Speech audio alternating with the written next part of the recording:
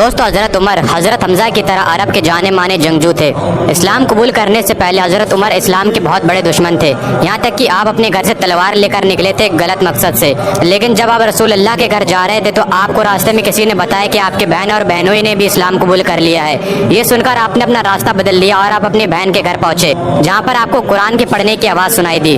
आप घर के अंदर घुसे और आप अपने बहन और बहनोई से लड़ने लगे, लेकिन बाद में आपने कुरान के लफ्ज़ों से मुतासिर होकर इस्लाम को अपना लिया।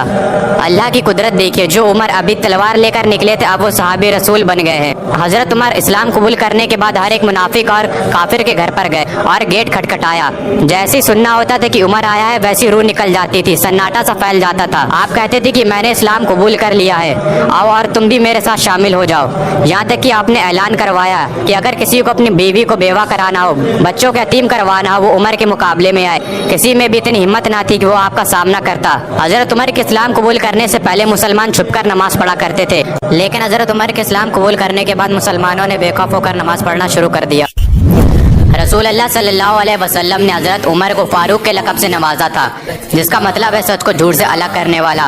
रसूल अल्लाह ने फरमाया कि अगर मेरे बाद कोई नबी होता तो वो उमर होता। जिस रास्ते से उमर गुजर जाए उस रास्ते से शैतान गुजर नहीं सकता। इस दुनिया की तारीख में क्या कोई ऐसा बादशाह, कोई ऐसा शहंशाह, कोई ऐसा हुक्मरान गुजरा है जो 22 लाख मुनव्वा मील का इलाका फतह करने के बाद मस्जिद में झाड़ू दे रहा हो? आपकी खिलाफत का ये आलम था कि आप रातों में गलियों में गश्त लगाते थे कि अगर किसी को कोई ज़रूरत हो वो मैं पूरी कर दूं। अगर मेरी खिलाफत में कोई भूखा सो गया तो सवाल मुझसे होगा। एक बार आप एक घर के सामने से गुजर रहे थे तो आपने उस घर से रोते हुए बच्चों की आवाज़ सुनी। जब आपने उनकी माँ से पूछा तो उन्होंने बताया कि ये बच्चे भूख से रो रहे हैं। तो आप आवाम के गोदाम में गए। वहाँ पर हजरत उमर ने अनाज का बोरा अपने पीठ पर रखा और फिर उन बच्चों के घर पर आए और अपने हाथ से उन्हें खाना बनाकर खिलाया। काफिरों ने कहा कि अगर एक उमर और होता तो पूरी दुनिया में इस्लाम फैल जाता। मेरे नबी ने कहा कि अगर मेरे बाद कोई नबी होता तो वो उमर होता। इतनी अजीम हस्ती हज़रत उमर रज़ी अल्लाह ताला अन्हु, जिनकी सल्तनत इस्लाम के फैलने के ज़रिए से बनी। हज़रत अम्र बिन अलास रज़ी अल्लाह ताला अन्हु गवर्नर थे मिस्र के। एक घोड़ दौड़ में उनके बेटे ने घोड़ा दौड़ाया और बाकी लोगों ने भी दौड़ाया। इस दौड़ में एक आम आदमी का घोड़ा उनके बेटे के घोड़े से आगे निकल गया तो अम्र बिन अलास के बेटे को गुस्सा आ गया और उन्होंने गुस्से में उस आम आदमी को मारना शुरू कर दिया। उस आम आदमी के बाप ने हज़रत उमर के पास आकर फरियाद लगाई। हज़रत उमर ने पूरे मदीने को इकट्ठा किया, उस बच्चे को बुलाया, हज़रत अम्र बिन अलास के बेटे को बुलाया और उस आम आदमी के बच्चे को अपनी लाठी और अपना कोड़ा दिया और कहा कि इसे जब तक मार जब तक तेरे दिल को सुकून न मिल जाए। ये इंसाफ था हज़रत उमर रज़ी अल्लाह ताला अन्हु का।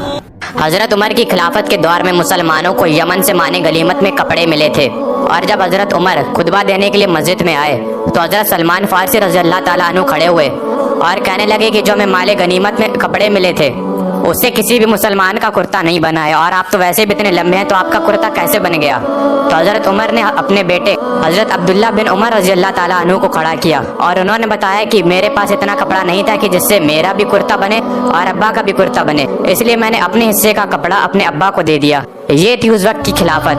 आज हम कहते हैं कि आज हमें बोलने का हक है और वहाँ पर जरा सी चीज़ पर बोलने का हक था। ये दौर आलम था खिलाफत का, हज़रत उमर की खिलाफत के दौर का। हज़रत अबू उबैदा इब्न ज़रा रज़ी अल्लाह ताला अन्हु, हज़रत खालिद बिन वलीद, हज़रत साद इब्न अबी वक्कास रज़ी अल्लाह ताला अन्हु, ये सब बड़े बड़े कमांडर हज़रत उमर की खिलाफत के वक्त के दौर के ही थे। हज़रत उमर की खिलाफत के दौर में ही सबसे पहले मुसलमानों ने बैतुल मुक़द्दस को फतह किया था।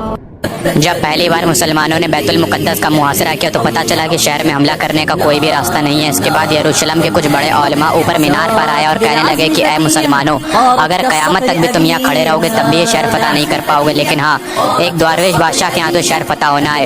हज़रत अबू उबैदा इब्न ज़रा रज़ी अल्लाह ताला अन्हु, जो कि फ़ौज के कमांडर थे, उनका जहन गया कि दरवेश बादशाह तो मदीने में है, हज़रत उमर रज़ी अल्लाह ताला अन्हु, क्योंकि ये वक्त हज़रत उमर की खिलाफत का था। हज़रत अबू उबैदा ने एक खत हज़रत उमर की तरफ रवाना कर दिया। खत मिलते ही हज़रत उमर यरूशलेम के लिए रवाना हुए। ये सफ़र एक तारीखी सफ़र रहा, 700 मील का सफ़र है। हज़रत उमर अपने एक ऊँट और अपने खादिम के साथ हैं। कभी हज़रत उमर ऊँट पर बैठता और खादिम आगे चलता, तो कभी खादिम ऊँट पर बैठता और हज़रत उमर आगे चलते।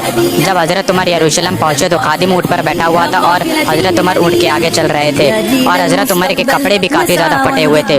लोग समझ नहीं पा रहे थे कि खादिम कौन है और अमीरुल मोमिनीन कौन है। जब लोगों को पता चला कि इतनी बड़ी सल्तनत का बादशाह ऐसी ज़िंदगी जीता है तो ये देख कर यरूशलेम की एक बड़ी आबादी ईमान ले आई और बिना खून का खतरा भाई मुसलमानों ने यरूशलेम को फतह कर लिया। साल 70 ईस्वी से ही यहूदियों को यरूशलेम में आने की इजाज़त नहीं थी। यहूदी ना ही यरूशलेम में आ सकते थे और ना ही वहाँ पर आकर ज़ियारत कर सकते थे।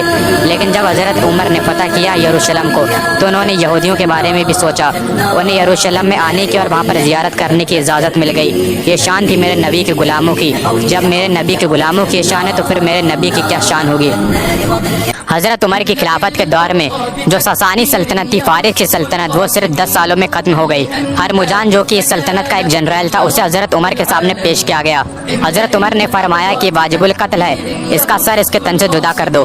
हरमुजान कहने लगा कि ऐ अमीरुल मोमिनीन, मुसलमानों के खलीफा, मुझे पानी चाहिए, मुझे प्यास लगी। हज़रत उमर ने फरमाया कि इसे पानी दे दो।